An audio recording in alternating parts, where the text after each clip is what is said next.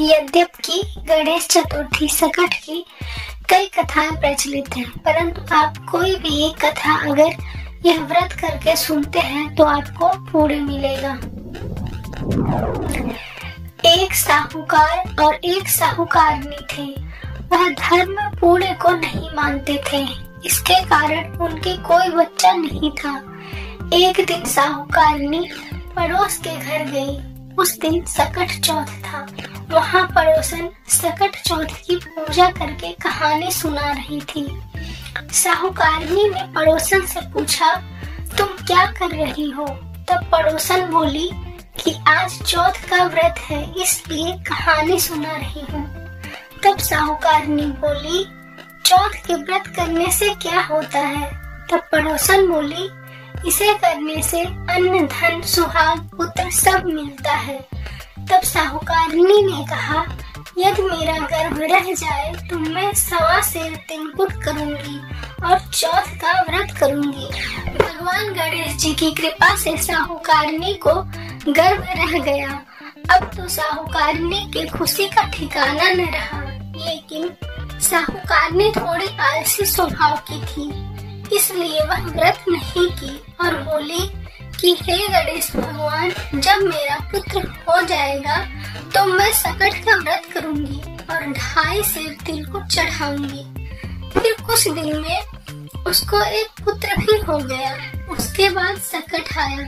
अब साहूकारनी बोली, हे गणेश भगवान, अब मेरे बेटे का विवाह जब हो जाएगा तब मैं सकट व्रत करूंगी। इस बीच हर साल सकट का दिन आता और चला जाता, पर साहूकारनी व्रत नहीं करती।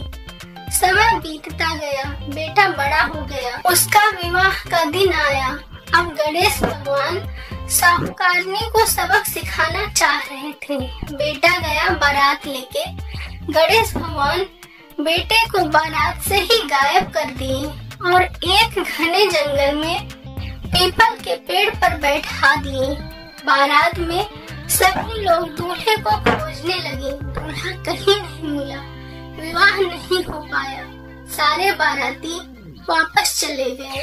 एक दिन वही लड़की जिससे विवाह होने वाला था, वह जंगल में अपनी सहेलियों के साथ गई तो लड़का पेड़ पर से ही आवाज दिया, वो मेरी अर्धब्याही, कृपया मेरी मदद करो। लड़की ये आवाज सुनकर डर गई और वापस चली आई वहाँ से। अब जब भी कभी वह जंगल जाती तो यही आवाज उसे सुनाई पड़ती।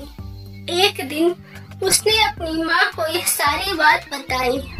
उसकी माँ और भी गांव के लोग जंगल में आए देखने की कहाँ से आवाज आती है। लड़की की माँ ने देखा, ये तो मेरा दामाद है जो बारात से गायब हो गया था। उसने पूछा, बेटे तुम यहाँ क्यों बैठे हो? तो लड़के ने सारा वृतांत सुनाया कि ऐसे मेरी माँ ने व्रत का मन्नत करके व्रत नहीं किया तो सकट देव नाराज हो गए, इसलिए मुझे यहाँ बैठा दिए, जहाँ से मैं कभी नहीं उतर सकता हूँ जब तक सकट देव प्रसन्न नहीं होंगे। तो लड़की की माँ ने जाके साहूकारनी को सब बताया। साहूकारनी रोने लगी। उसे अपनी गलती का पश्चाताप हुआ और वह गणेश भगवान से क्षमा याचना करने लगी और बोली कि आप मेरे बेटे को वापस ला दीजिए, मैं जरूर ये व्रत करूंगी। फिर गणेश भगवान प्रसन्न हुए और साहूकारनी का पुत्र विवाह करके अपनी पत्नी के साथ घर आया। सकट का दिन आया। साहूकारनी ने व्रत किया और बोली, हे सकट महाराज, आपने मुझे सब कुछ दिया है, मैं अब से हमेशा आपका व्रत करूंगी। तो बोलिए, गणेश भगवान जी की जय।